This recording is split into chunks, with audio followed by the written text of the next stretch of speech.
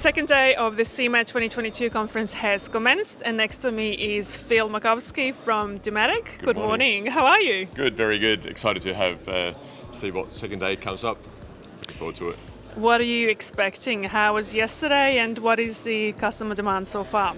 Yesterday was great. Look, over the last few weeks, months, we've been talking to customers and just generally seeing there's a lot of interest to get back in there and mingle with others in the industry, with other customers, and so we felt that it was going to be always a great event.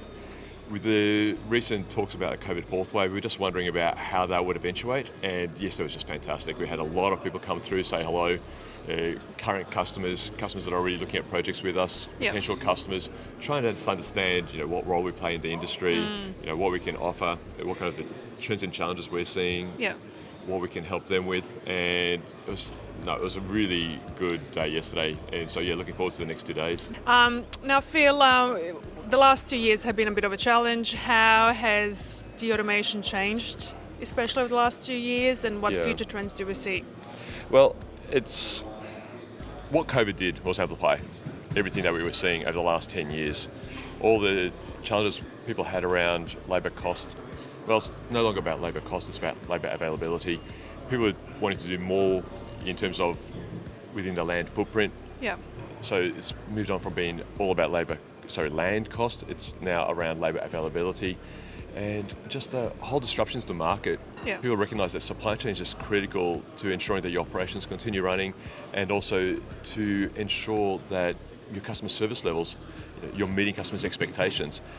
And so what we were seeing as a trend, and we're expecting some of these developments over the next 5 years, within a month, we saw all that happen. That's amazing. Increase in online fulfillment, people challenged to find labour, needed to find land close to their customer base, really accelerated. So we saw a lot of interest within Dematic in terms of companies coming to us and saying, what can you do for us? And then so we started the journey about, so what are you trying to do? What are your challenges you're facing? This is where we've done it before. These are some of the options you have, and then through to then starting to work with them once they've given us the go-ahead. So it's been an exciting last 2 years. From an automation perspective, there's been a lot of talk, and being the market leader, we've seen a lot of that demand coming towards us in terms of what people want to see, how we can work with them, be they small, innovative companies through to major food and beverage, grocery retailers, general merchandise companies. People recognising that they need to do more within their e-commerce operations. How can we build omni-channel? Well, just on that, Joanne, with smaller companies, are you seeing a shift in the mentality when it comes to smaller companies now realising that they need to keep up with speed with the rest? That's a good question. Certainly, yes. We have seen a lot of companies recognise that.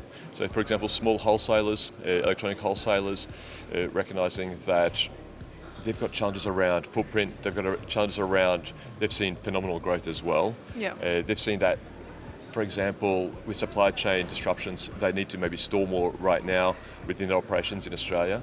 And so they are coming to us and saying, how can we do more with less people, with a more compact footprint that we've currently got, so a lot of brownfield site operations. We have seen a lot of interest from small companies. We're going live with some of them very soon, and that'll be great just to see how those operations are really delivering for them. Lovely. So future trends, what do we expect going forward next 5 years? A lot more automation, naturally. A lot more automation where we did a lot more islands of automation. We're going to see the people who have already some experience with automation. Well, let's take a step back. People who have got manual operations, they'll take their first step into automation. And now with automation, a lot more modular, scalable, flexible, they can start small and grow bigger. So I think you'll see a lot of people who we are currently talking to with manual operations take that first step into automation. People who've become more comfortable with automation, they'll now look at how they can integrate a lot more of their operations, a lot more of the applications, be it receiving, be it storage, order fulfillment, to really just see how they can maximise their customer service levels, provide more resilience within their supply chains. That's right. So that's what we're seeing. The technology's evolving fast. We're seeing a lot more with regards to AI and visual recognition, so we're going to see a lot more robotics. We've gone live with 2 robotic systems in Australia, and there's a lot of just people looking at how does that apply within their supply chain. So we'll continue to see the same automatic storage retrieval systems, Yeah. be it for pallets, for cases. Certainly, goods to person is going to be a big part of it because of the optimization it allows you to do, maximise the productivity of pickers. But we'll start looking at, if the product portfolio fits, Yep. if your SKU range is applicable, we'll start seeing more robotic systems going into the market. Phil, Dematic as a market leader, would you say that Australia is behind when it comes to this innovation, No, or are we never. on par? Look, I get that a lot of questions and people are wondering about that. And I say, look, for example, the 2 robotic systems that we built, we were the first Dematic region ahead of North America, ahead of Europe, Yeah. to implement robotic picking systems, first in Singapore as well as in Adelaide. We were the first to really bring goods to person to any great serious effect within Australia. Certainly not. I mean, Australia isn't a small market anymore, but in a sense, compared to America and compared to Europe, is smaller. So we are trying to just really push the boundaries of what we can do with customers, all the way from their software, all the way through to their mobility, into computing, through to automatic guided vehicles, through to the big systems that we're building for the likes of Woolworths and others. But no, I would say that Australia really is on the cutting edge of what automation we are building around the world. That's right. Now, Phil, very lastly, over the last 12 months, what is one of the major projects that you're very proud of that you'd like to explain? One of the proudest projects? Well, we're doing a project right now. It's about to go live with one of the leading pharmaceutical companies in Australia. Okay. And they've been heavily involved in the whole COVID rollout.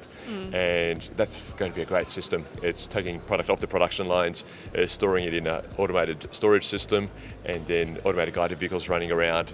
When that goes live and we can talk about it, I'm going to be really excited to be able to showcase that system to our customers. Hear more about it then. Yeah. So watch the space. Watch the space. Well, thank you so much, Phil. It's such a pleasure to meet you here this morning on the second day of Thank you, CMA 2022, and best of luck going forward. Thank you. Thank you very much. Bye.